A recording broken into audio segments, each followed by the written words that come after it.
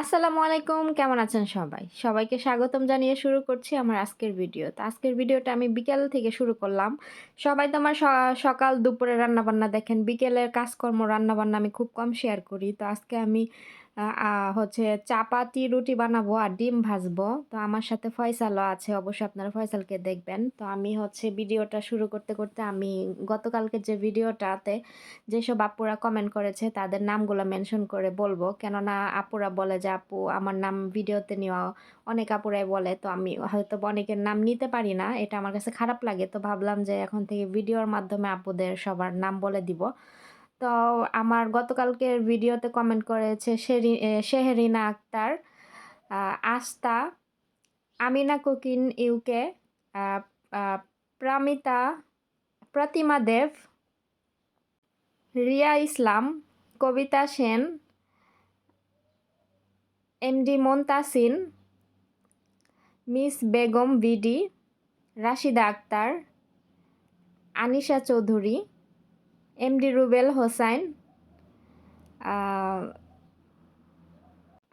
Abdur Rahman, Aparajita Anu, Sajeda, Asif, Kazi Siam, Anisha Chowdhury, Ashtia Chowdhury, MD Imran Khan, Farida Annur Khan, Riha. তো আমার এই ছিল গতকালকের ভিডিওতে আপুদের কমেন্ট। তো আমার কমেন্টে আপুদের নাম নিতে হয়তোবা একটু দেরি হয়েছে। কেননা অনেকেই অনেকভাবে দেখা যাচ্ছে সঠিক নাম ব্যবহার করে না। তো সেই ক্ষেত্রে ভালোভাবে দেখে বলতে হইছে। তো আজকে হচ্ছে আমার বিকেলবেলা দেখেন বাহিরে এখনো রোদের ঝলসা আসতেছে। আর আমি খুব তাড়াতাড়ি রান্নাঘরে চলে আসলাম। যেহেতু আমার কাজ বেশি, আমার রুটি বানাতে হবে, আবার ডিম ভাজতে হবে, আবার রান্নাঘরে টুকটাক কাজ আছে। তো আমি 3:30টার সময় ঘুম থেকে উঠে রান্নাঘরে চলে আসছি। এসে দেখি ফয়সাল বসে আছে রান্নাঘরে আমার জন্য অপেক্ষা করতেছে। আর একটা রুম অপরিষ্কার ছিল। মানে ওই রুমে সকালে ম্যাডামের হাসব্যান্ড ঘুমাচ্ছিল। ওই রুমটা পরিষ্কার করতে পারি নাই। তো ওই রুমটা আমি গিয়ে পরিষ্কার করে তারপরে হচ্ছে রান্নাঘরে আসলাম। কেননা রান্নাঘরে আসলে অনেক দেরি হবে এজন্য।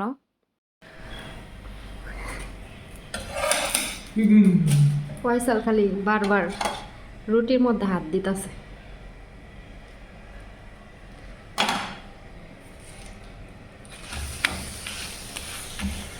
বারবার ওই যে রুটি আর ওই যে বসে রয়েছে, রুটির মধ্যে হাত দিতেছে। তো আমি আবার আবার আবার ইংলিশে কইতাছি, no no, this is not good, don't do this again.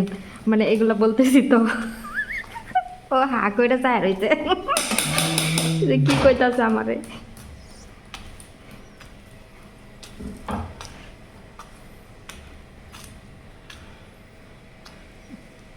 No Faisal, no.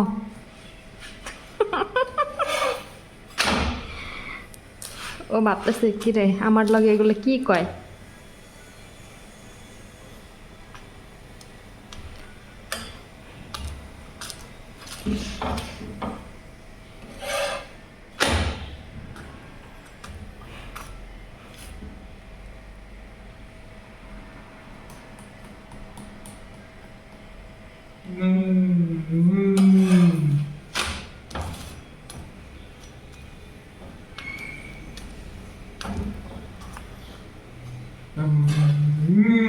তো ফয়সাল কি করতেছিল এটা তো আপনারা দেখলেনই। তো আমি সব রুটি বানানো শেষ। এখন লাস্টে যে একটা রুটি দেখতেছেন ছোট, এটা আমি ফয়সালের জন্য বানাচ্ছি। বেচারা অনেকক্ষণ ধরে বসে আছে। তো ওরে ভাবলাম যে আমি একটা রুটি দেই, ও বসে খাক এজন্য।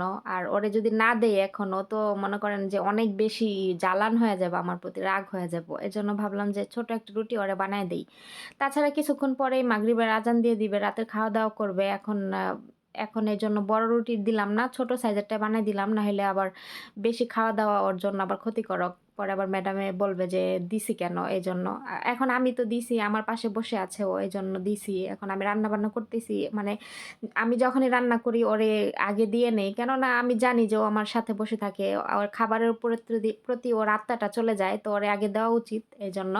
তো এখানে ফয়সাল ওই যে পাশে দাঁড়ায় ছিল আর আমি আমার মতো ডিম ভাজবো এগুলা গুছাইতেছিলাম। ডিমগুলা বের করে নিছি। তারপরে তাওয়াটাও সরাই দিচ্ছি। ইদানিং ফয়সাল রান্নাঘরে খুবই বেশি জ্বালাতন করে। খালি দৌড়াদৌড়ি, উড়াউড়ি এগুলা করে। আর এই যে গরম জিনিস কি করে ২ হাত দিয়ে ধরতে যায়। তো এভাবে একটা ক্ষতি হয়ে গেলে আমি কিন্তু ম্যাডামকে জানাইছি যে ও এরকম করে। তারপরেও হচ্ছে ওনারা ফয়সালকে ওনারা ঘরে রাখতে পারে না। কারণ ফয়সাল আমার কাছে আইসা বসে থাকবে। আমি রান্না-বান্না করব, দেখবে। এখন কারো কিছু করার নাই। নাহলে চিল্লাচিল্লি করে, কান্নাকাটি করে। এজন্য আসতে দিছে। তারপরে যতটুকু সম্ভব আমি ওরে দেখে রাখার চেষ্টা করি। আমি তো এক জায়গায় রান্নাঘরে কাজ করলে এক জায়গায় বসে থাকি না। আমি এইখানে ওখানে সব জায়গায় রান্না বসায় দিয়ে ঘুরি। ও কি করে পিছন দিয়ে এসে ওই গরম পাতিল ২ হাত দিয়া ধরে। এরকম করে। তো আমি যখন একা বাসায় থাকি তখন কিন্তু ও এই জিনিসগুলা করার সাহস পায় না। যখন দেখে যে ওর মা, ওর বোনেরা বাসায় থাকে তখন আর ভয় পায় না। বুঝতে পারছেন? ও বুঝে গেছে যে ওর মার সামনে আমি ওরে কিছু বলি না। আর যদি ওর মা কেউ বাসায় না থাকে তখন ও আমাকে অনেক ভয় পায়। তো ফয়সাল বসে, বসে রুটি খাচ্ছিল আর আমি ওর ১ বোতল পানি দিলাম যে রুটি খেয়ে আবার গলায় আটকে যাবে নাকি এজন্য পানি দিলাম। তো পানি দিয়ে এখন আমি ডিম ভাজবো, এজন্য সবকিছু আমি সামনাসামনি এনে গুছাইতেছিলাম। তারপরে এখন ডিমগুলা আমি ভেজে নিব। সবার ২ টা করে ডিম ভাজবো।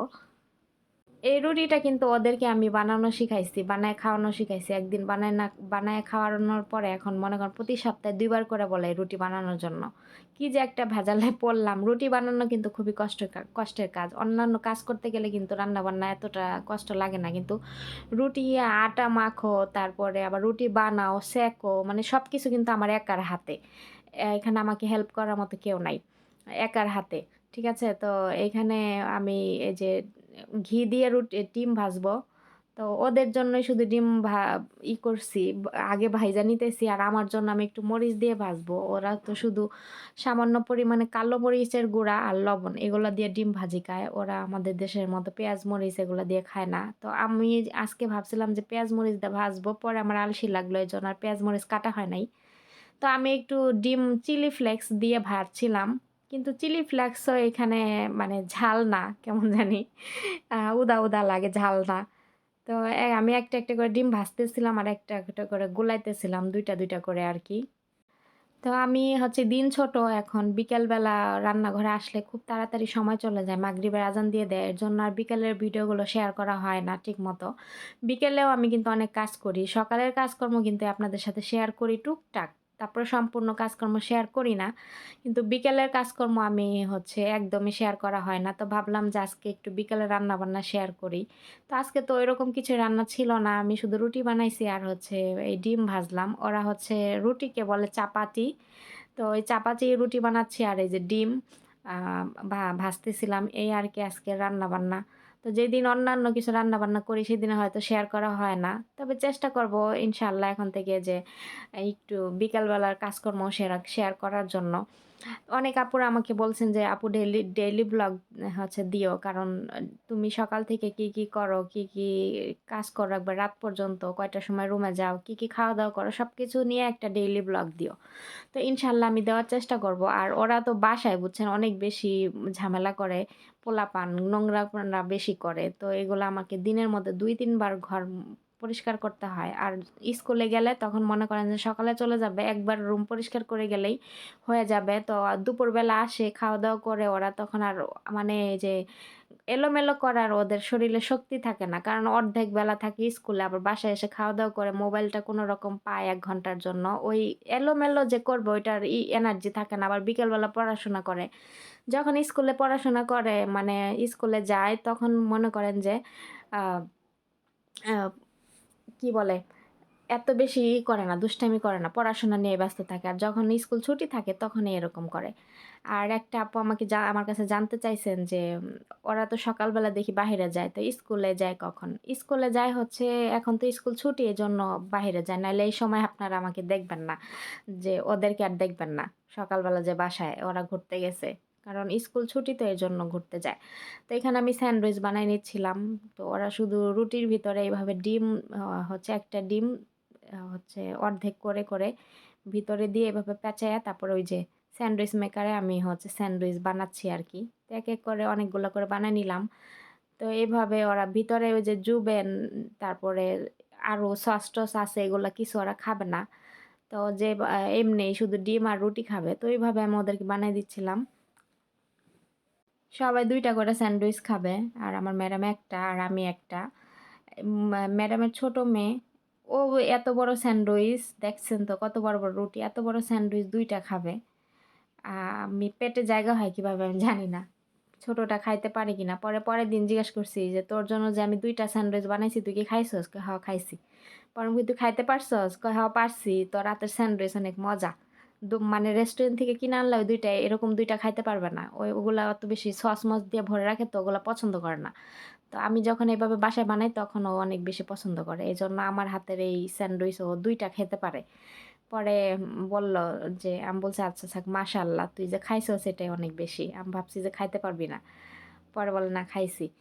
তো হচ্ছে তো আমার রুটি বানানো হয়ে গেছে। এখন এই যে ম্যাডামের জন্য বানাইলাম। একটা রুটির ভিতরে ২ টা ডিম এ দিয়ে বানাইলাম। এখন সবকিছু বানানো আমার হয়ে গেছে। লাস্টে আমি আমার ম্যাডামের হাসব্যান্ডের জন্য বানাবো।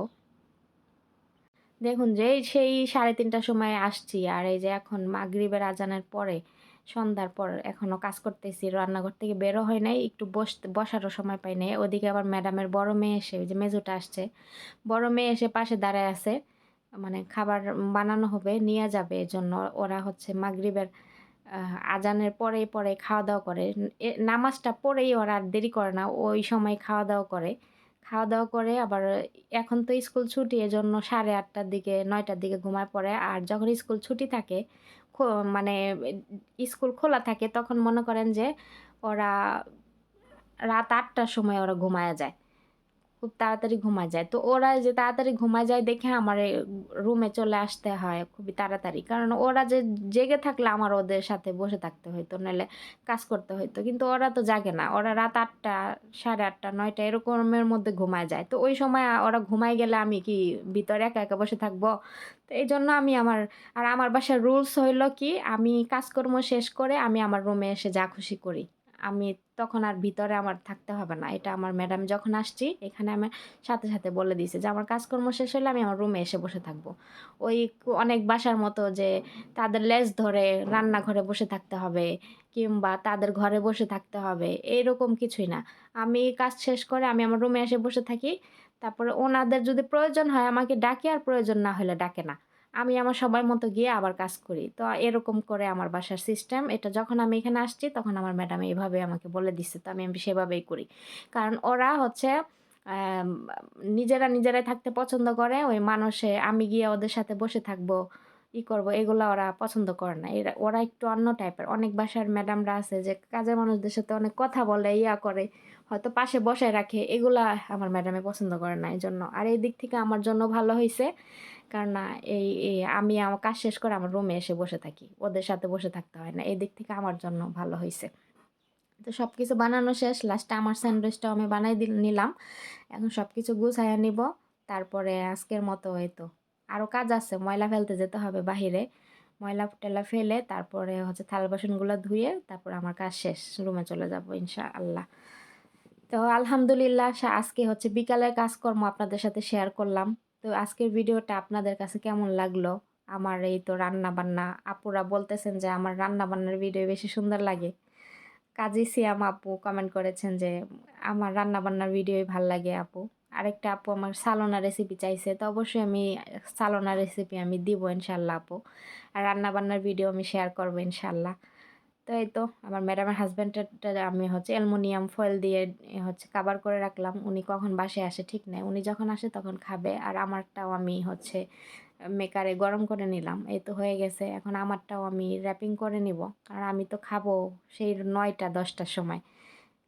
এজন্য আমি কাভার করে রাখলাম যাতে করে ঠান্ডা না হয়।